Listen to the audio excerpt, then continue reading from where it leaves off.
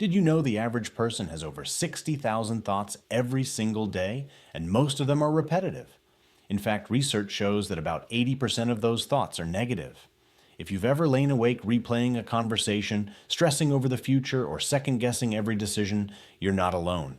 That constant mental chatter has a name: overthinking. And today, we're going to unpack why you do it, and more importantly, how to finally stop. Overthinking can feel like your brain is stuck in a loop, analyzing, predicting, and worrying without ever moving forward. And while a little reflection can be helpful, too much can lead to stress, anxiety, and even decision paralysis. The good news: overthinking isn't a personality flaw. It's a habit your brain has learned, and like any habit, it can be unlearned. In this video, we'll break down the psychology behind overthinking, the hidden reasons your brain does it, and 5 powerful strategies you can use to break free. So if you've ever wished you could shut your brain off and just live in the moment, keep watching.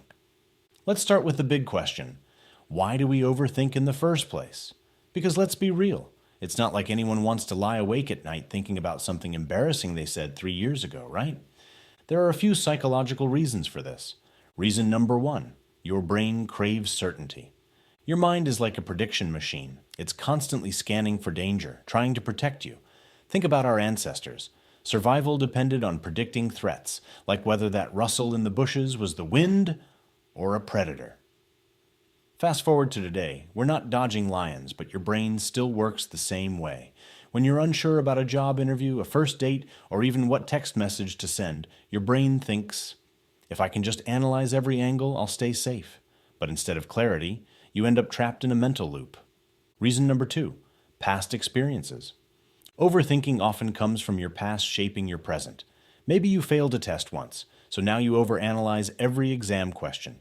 Or maybe you were embarrassed in a social situation, so you replay conversations endlessly, searching for what went wrong. Your brain is trying to learn from mistakes, but it doesn't know when to stop. Reason number 3, perfectionism and fear of failure. This one hits hard.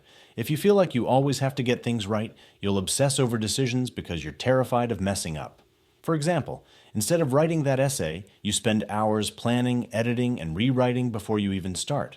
Or instead of applying for that job, you tweak your resume 100 times, waiting for it to be perfect. The result: stress and procrastination, not progress. Reason number 4, the illusion of control. Here's the trickiest part. Overthinking makes you feel like you're controlling the situation. Like, if you analyze every word before you hit send on that text, nothing can go wrong. But in reality, the only thing you're controlling is your own anxiety. Overthinking doesn't change the outcome. It just exhausts you before you even act. So the truth is, overthinking isn't a sign that you're weak or broken. It's actually your brain's way of protecting you. It just doesn't realize it's doing more harm than good. Okay, now that we know why you overthink, let's talk about how it actually affects your life, because the impact goes way deeper than just thinking too much. First, it creates mental exhaustion. Imagine your brain like a smartphone. Every thought is like an app running in the background. Overthinking is like having 50 apps open at once. No wonder you feel drained, unfocused, and even irritable. It's because your brain is burning energy on imaginary problems. Second, it can paralyze your decision-making. We've all been there, standing in front of the closet, staring at clothes, thinking, what if I wear this? No, maybe that. But what if people think? And 10 minutes later, you're late because you couldn't pick an outfit. Now scale that up to big life decisions. Careers, relationships, finances. Overthinking makes you hesitate so long that sometimes you miss opportunities completely. Third, it fuels anxiety and stress. Psychologists have found that constant rumination, basically looping thoughts, is closely linked to anxiety and even depression. Your body responds to overthinking the same way it responds to danger. Your heart races, your muscles tense, and your mind can't relax. That's why so many people struggle to sleep when they're overthinking. The brain is stuck in problem mode. And finally, it holds you back from living in the moment. Picture this. You're out with friends, but instead of enjoying yourself, you're replaying something awkward you said earlier. Or you're walking in the park, but instead of noticing the sunshine, you're stressing about tomorrow. Overthinking steals the present moment, which is the one place life is actually happening. So the real danger isn't just that you think too much, it's that overthinking robs you of energy, peace, and opportunities. All right, here's the good news. Overthinking is a habit, and habits can be broken.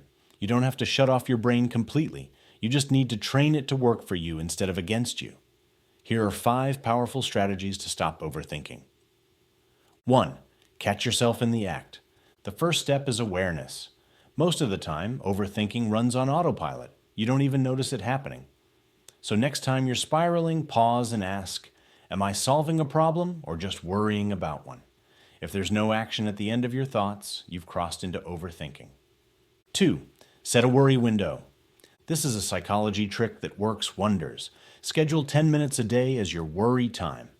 Write down every thought, every what if. Then when overthinking pops up at other times, you can say, not now. I'll deal with this later. It trains your brain to stop dumping worries on you 24/7. Third shift, from thinking to doing. Action breaks the cycle. If you're stressing over sending an email, just draft the first line. If you're worried about studying, set a timer for 5 minutes and start. Once you're in motion, the mental fog clears. The brain finds peace not in thinking about doing, but in doing. 4. Practice mindfulness. Mindfulness is simply paying attention to the present moment. You can do this anywhere, while eating, walking, or even washing dishes. Focus on your senses, the taste, the sound, the feeling.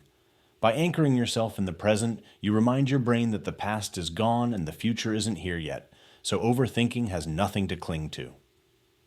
5. Challenge your thoughts. Here's a simple but powerful question. Will this matter in a week, a month, a year? Most of what we obsess over doesn't. Another trick. Imagine a friend had the same thought. Would you tell them it's worth worrying about? Usually you'd say, no, you're fine, let it go. You deserve to give yourself the same compassion. And bonus tip, self-compassion. Overthinking thrives on self-criticism.